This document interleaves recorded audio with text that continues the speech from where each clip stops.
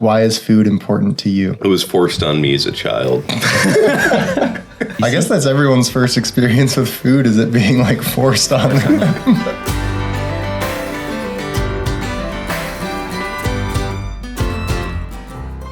Hello and welcome to this podcast. We are the band called TopHouse, and here seated at this table is myself, Joe, William, Jesse, and Andy. And I would like to address first and foremost the fact that Andy has turned into an iPad, and I would like to have him tell you why. Ozempic wasn't enough. I needed to change, and here I am.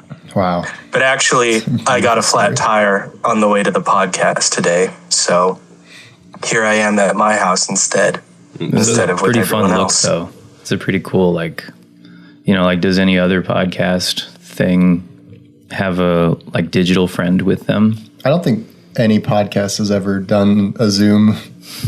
Yeah. It's never happened. Yeah.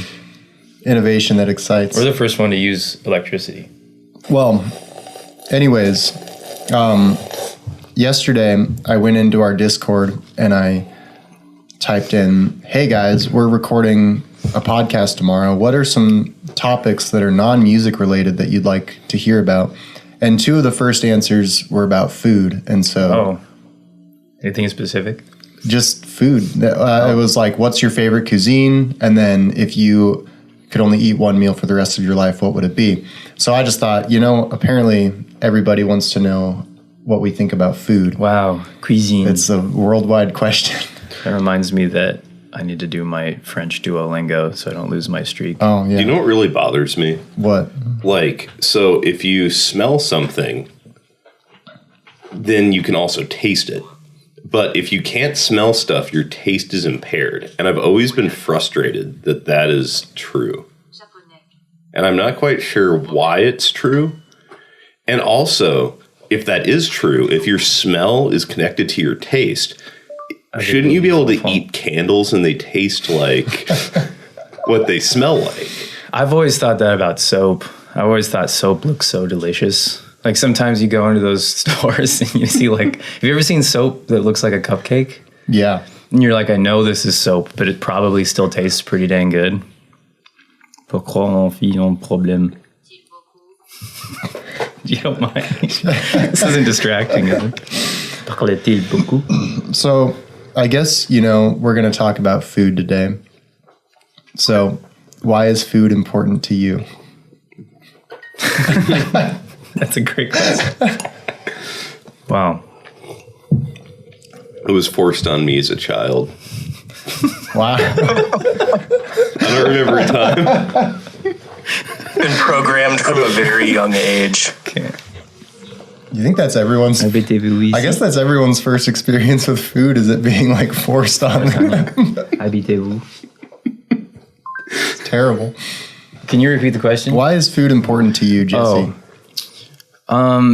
Food, aside from a constant source of nourishment, there's often an emotional component to food that, our culture either doesn't talk about or talks about too much. One of those. And that is the emotional nourishment of food. Sometimes you just want to get in your kitchen and cut some vegetables and just let your mind wander, It's like the food is important to you because of the creative, the process of preparing the food. Yeah, it can be meditative. More so than the actual nourishment. So if you could never eat again, but you could at least chop vegetables, you'd be happy. Probably. Wow. That's actually, though, question for you, if you didn't have to eat food, would you still eat food? If you didn't have this sensation of hunger, but you still had the sensation of taste, you still had your olfactory senses. This is going to be a weird thing to say, but no, I don't know if I would. I enjoy eating food, but it's also I honestly get so frustrated sometimes when I'm trying to do something and then I'm hungry. You have to stop and eat food. Now I have to go eat food, which is pretty lame because food's amazing. But yeah, but really quick. really quick, I'm sorry. Is this on my end? I keep hearing French people. Yeah, I'm doing my Duolingo. Oh. It's on everybody's end. I'm almost done. I got 9 in a row. I'm doing okay. Okay. Good job, Jesse.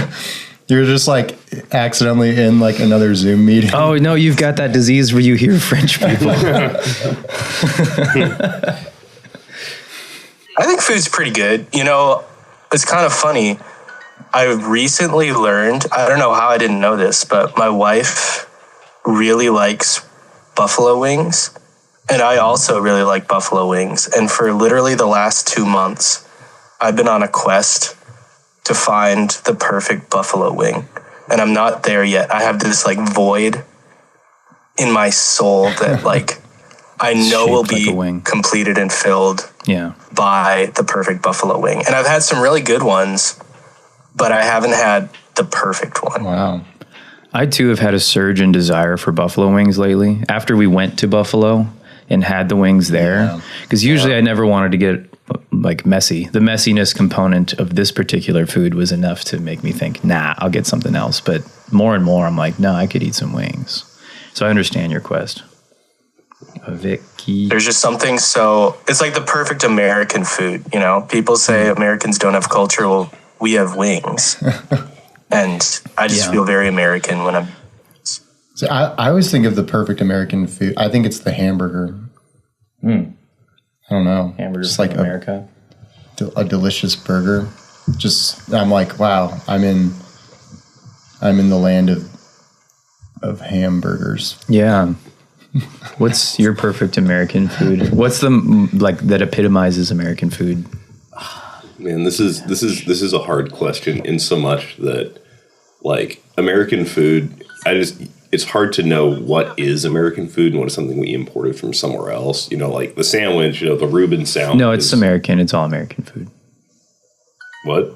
If it's in America, it's American food. Well, we invented it. Chinese food is American food. Yeah, we invented it. But that one we might have actually. That's true. Like, I do know that Chinese buffets are like, like they don't do that in China. It's just kind of like very Americanized Chinese food. And you know what? The Chinese buffet is a staple of American culture. If we're counting that as American food, I might have to throw that out there. Or maybe the buffet is. Yeah. Just in general. Like what if it was Americans that added the T at the end of buffet? The Buffett. Yeah. Warren Buffett. Because we have Jimmy Buffet.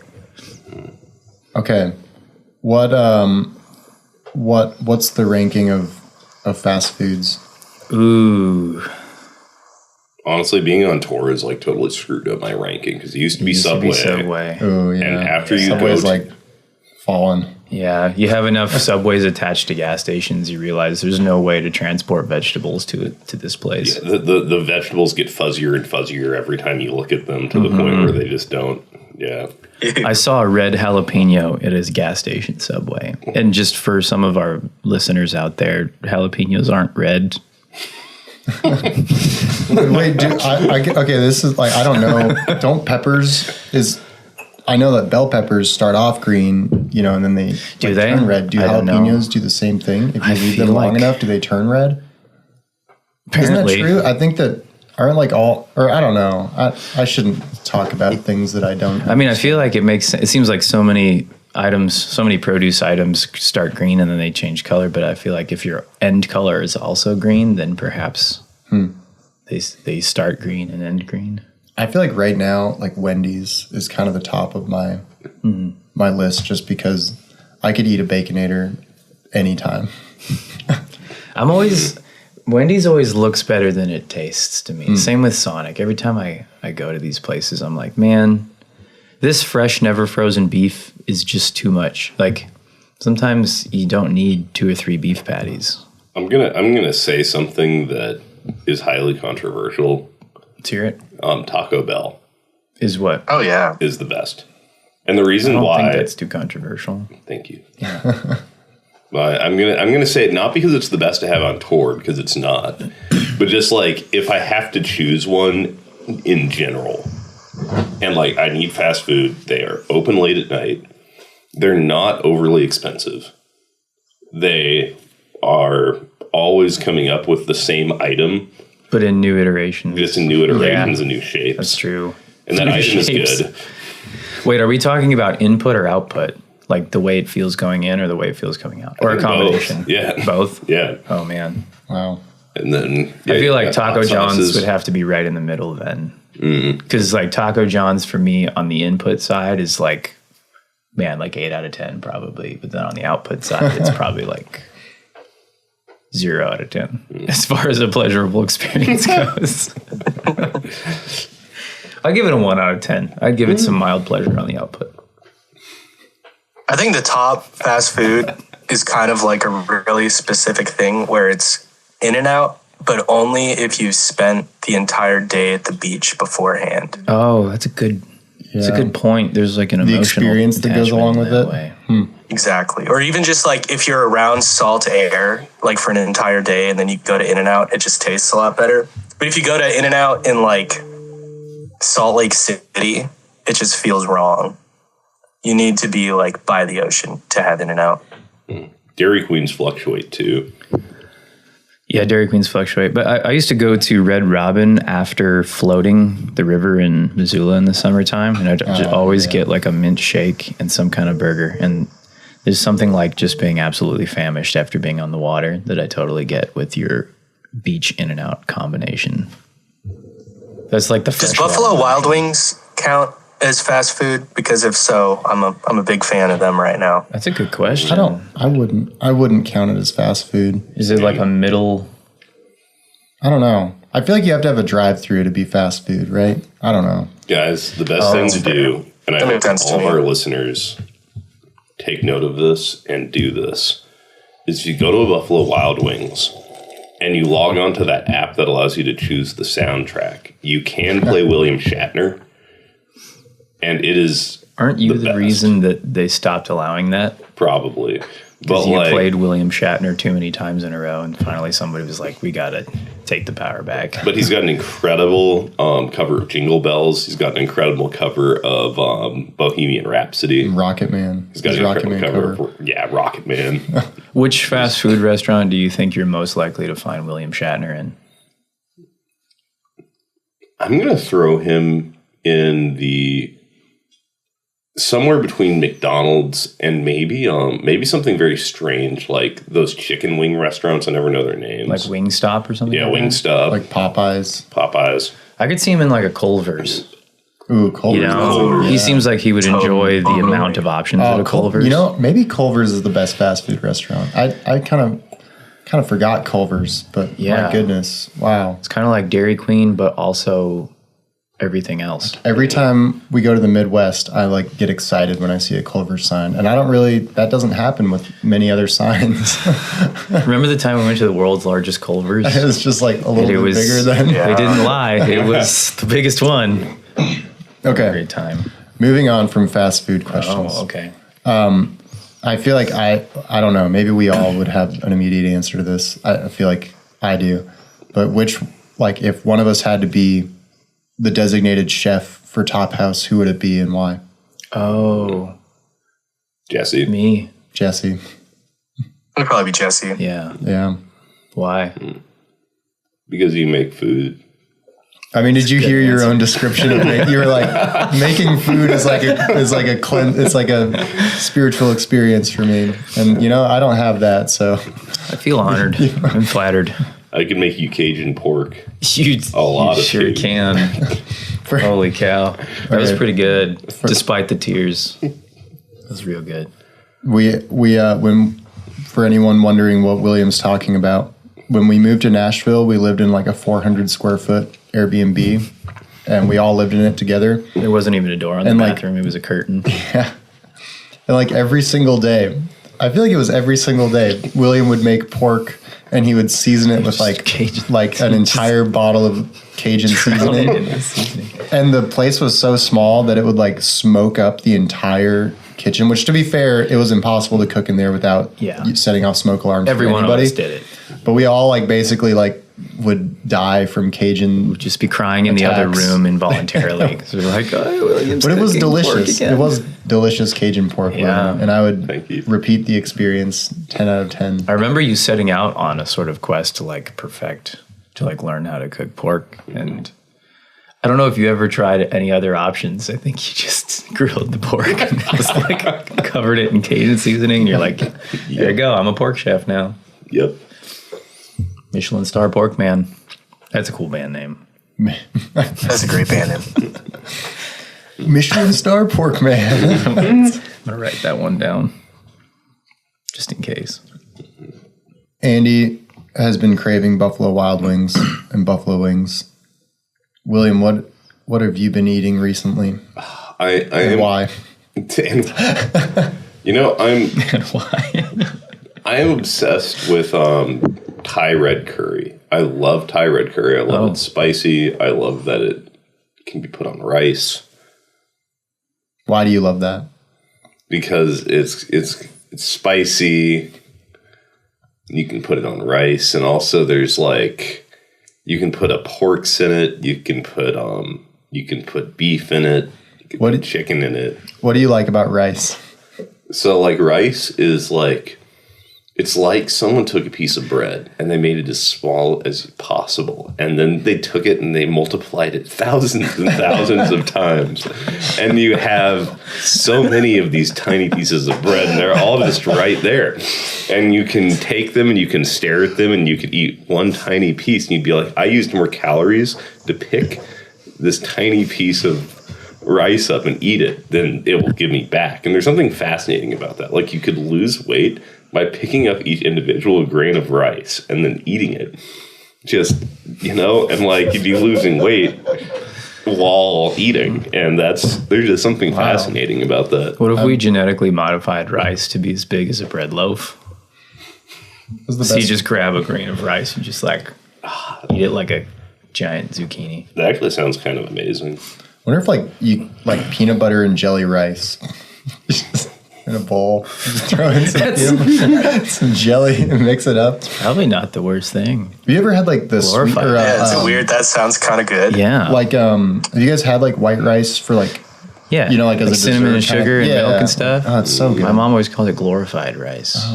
I used She put raisins in it and it was unglorified. terrible. at that point. Purified rice. Does anybody like raisins and No, things? nobody likes raisins.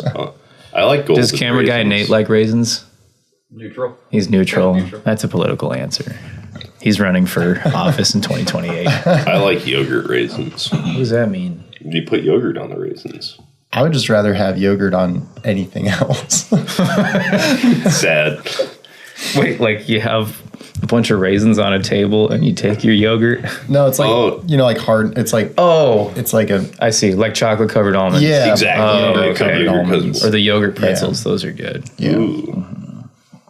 Those are the best, actually. Oh, what about go-to gas station snack? Ooh. Road. We have the same one on this. Yeah. Trolley, sour gummy worms. Yep. Has to be the last day. Yep. We got the thumbs up from sound guy, video guy Nate too for the I gotta say gummy corn worms. dog. corn Especially dog, out gas west. station corn dog. Like- That's a risk. Like honestly, the only like in Montana, every gas station, like Flying J, shout out Flying J, gas station. Flying Not J is sponsored. great. Well, in Butte, like okay, so our hometown Butte literally has a billboard as you drive in that says "Welcome to Butte, home of the world's best convenience stores." and it's true though. Like all the gas stations are literally the best, and they have Called the stab and They grab. have these cheese jalapeno corn dogs, and they're so good. Like when I worked landscaping, I ate like 12 of them a day. Wow. And that was my whole diet. That's how you keep your figure. It was the best. Wow. What about you, Andy? What's your go-to gas station snack? You know what I just discovered was Nerds clusters. Dude. And they're like a gummy surrounded yeah. by nerds. Yeah. And they're so freaking good. Seriously. And they just immediately shot to the top of my tier list. Yeah. I had those on accident. Somebody at work had them, and I was like, whoa, where did these come from? Whence Like it came feels these? like advanced technology of like candy that shouldn't be legal. It's kind of like what Taco Bell does, like what William was saying, where they just change the shape of their candy. Just want to throw out that Willy Wonka Everlasting Gobstoppers are just a disappointment. Are those the smaller ones? Like that big? Like, because you learn about Willy Wonka and you're like, this is going to be the best candy ever because it's from Willy Wonka. And then it's literally just this thing that kind of tastes like shades of sugar. Yeah. But, just wanted to throw that out there. Well, have you guys ever had one of the Jawbreakers from like, you know that candy store in Virginia City, Montana? They're like, they're like legitimately. Yeah. Oh my god! Like you work on it for like 2 hours and you put it back in the cupboard. It like takes like a week to get through. It's so nasty. Yeah, it really is. For like a week. Yeah, it's like a dog toy. Yeah, but for children and or adults. Yeah. Okay. Last sort of food related question before we move on to something else. And that I feel like this is kind of an interesting question to sort of ask of all of these random different topics that we talk about at random points. But how does food, like, other than just like keeping you alive, like how does food make life better, or like with like relationally and just like in the world? Oh man. Like, you know, like, food. I always say like food is like the only art form that appeals to all the senses. I think we've talked about. We're like, obviously taste. What about hearing? You ever grab a baguette? You've seen Ratatouille. Oh. You ever grab a baguette and you just kind of like, you just slowly strangle it? Or like sizzling, like the sound of something sizzling, like bacon frying. That's Or or fajitas on their way to your table. Yeah. No, I always thought that like, that's valid. I was convinced that the like music, I was always like, oh, music is definitely like the most universal language. And then it struck me one time that it's actually food. And I was like, wow, that's pretty neat. But for those who can't hear their food, then eating food while music is happening. Not for like deaf people. I mean, just like people that haven't. Just people that be even more disappointed. People that ordered like peanut butter and jelly rice, for example. You know, there's like less to hear. That's true. That's appetizing, perhaps, except for like a kind of sound. But you can listen to like smooth jazz while you eat. Right. Like imagine being at a jazz club where they serve peanut butter and jelly rice. I just had an idea for a restaurant. A jazz club where they serve peanut butter and jelly rice. Whoa. It's amazing. But it's like really expensive. That makes the world a better place. Yeah. William, why do you think food, what is your answer to that question? Why do you think food? I'd say community is like one of the like not very thought about kind of results of shared food. Like in most cultures, I maybe all cultures, like kind of the bedrock of like getting to know someone is getting some sort of food or beverage with them. Like if you go out to, you know, like even in Nashville, when you're connecting with everyone, you know, you go out and you like grab a coffee, or you know, like even right now we've all got coffee, you know, and it just enhances the communal experience. It makes everyone feel like they're part of something. And like even in the ancient days, like pagan sacrifices were a communal celebration with a god. Like they're eating a meal with a god. Like that's what might even be eating a person. Might even be eating a person with. That's like the ultimate community experience. No, that's true though. Food is definitely like everyone like gathers around to eat food. I always think of those long Viking tables. Yeah, and just I want one of those. Yeah, and you know, it's not like you're going to talk to the people at the end of the table, but there's still some kind of communal experience. Like everyone's just like ripping into like this giant like no silverware, soup, so good with your hands to eat the pig. Andy, what's your what do you think? What's your answer to that question? I just think it's funny how similar food and music are. Like, I think food is the most analogous thing to music. Just in that, like, it's something that's created by mixing different things together. There's different genres of food and there's different genres of music. And it's something you can enjoy by yourself, or it's something that you can enjoy with other people. And both of those are great. Yeah. That's interesting. Yeah. It's also like something that has like kind of those tiers of like there's easy food, you know, and then there's like food that's like kind of harder to. I mean, like, you know, like Wonder Bread versus like whole grain or something. It's like easier to eat one, but it's like the other one is like better if you like develop a taste for it. And it's like not that, you know, that's a whole nother conversation. But like with music, is kind of there's a similarity where it's like you can kind of get into like music that's harder on the ears right away, but then you can kind of like appreciate it more if you like dive into it. Like Chief Kufray Top USA. Like Chief Kufray. Whoa. Or William Shatner. AI music is the analog to fast food in the realm of music. Wow. It's like you pull up to an AI drive-thru. You're like, I'll have one key of C minor, please. Cowboy. And then it gives you that. AI food would have been so much more useful than AI music. About it. Could still get there. Okay. We're now to the part of the show where we pull a random book off a shelf. Oh. And we ask a random question from the book. I got this. Which book should I pull off the shelf? Grab the random second one. Don't look, though. This seems like the second one. Here we go. The Marvel Encyclopedia. Get ready, nerds. This is going to be rough. I don't know anything at all about Marvel. Nate, the video guy, knows all about this. Okay. Let's see. I don't recognize any of these people. Hold on. We'll start with something maybe. For those of you listening, it's just a giant encyclopedia of Marvel, and it's got like just literally everything about Marvel. So Jesse's just opening to a random page, and then he's going to make up I don't know what he's going to do actually. Oh, here's what I'll do. So this is a bio or something, but I'll leave out this super person's name and you guess who it is. Okay. Here we go. One of the most powerful and dangerous of all mutants. This mutant has been both the foremost enemy of the X-Men and sometimes their ally. Magneto. It's Magneto. Oh, yeah. Yeah. Wow. Born Max Eisenhardt. As a boy, he was imprisoned in the Nazi death camp in Auschwitz, Poland. And there's more to it, but I'll go on to the next page now. Okay, let's see. Do you know... Oh. Okay, you guys are definitely not gonna... Oh, maybe. Okay, how about this?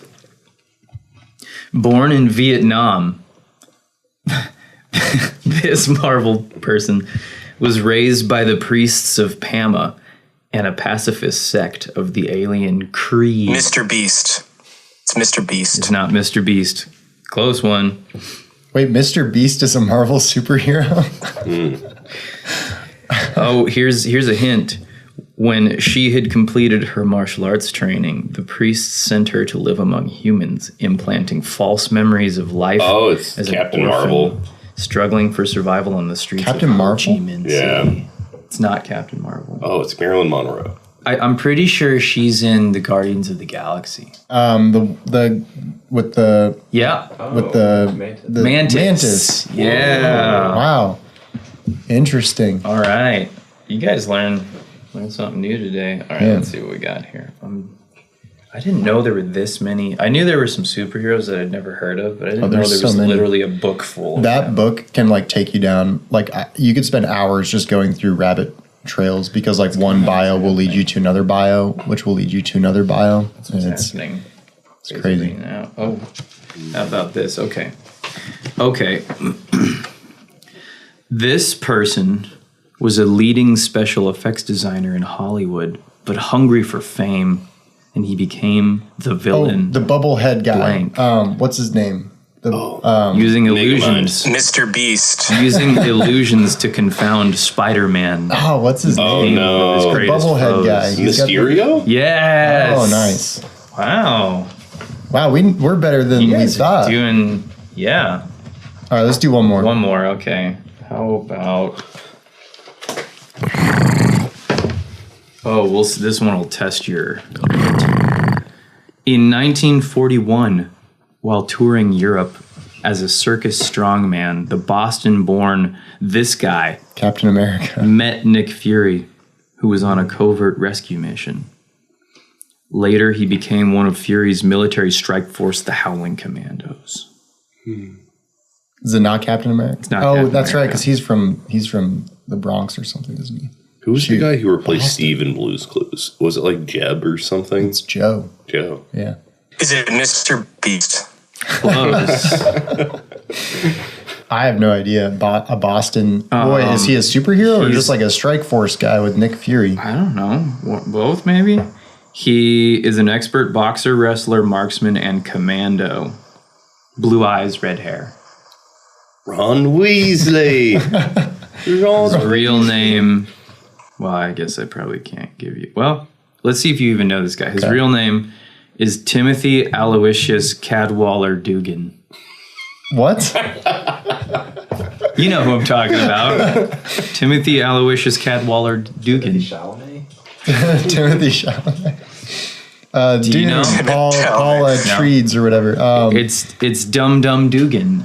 Dum Dugan. Let me see a picture. Does he have a picture? Did you guys ever play X-Men Apocalypse or one of those games? The guy with the mustache? Yeah. Wow, I've never ever heard of Dum Dugan before. yeah. Oh, I wish I had. He looks magical. Beautiful. This concludes our nerd segment for today. Mm-hmm. Well, you know, this is like the third or fourth episode that we've ever done of this, so we have no idea what we're doing. But if you liked it, you can follow along. Like and subscribe. Yeah, Hit the bell. that's the one. Hit the bell. But not like the princess spell. That would be wrong. Hey, William, give them a little snippet of what the next episode is going to be, like a preview. Every once in a while, I throw up my air in the hair and I say, hey, kids, don't forget to go home without your parents. So there you go. You're not going to want to miss next time. Wow. Nobody's going to want to listen to this.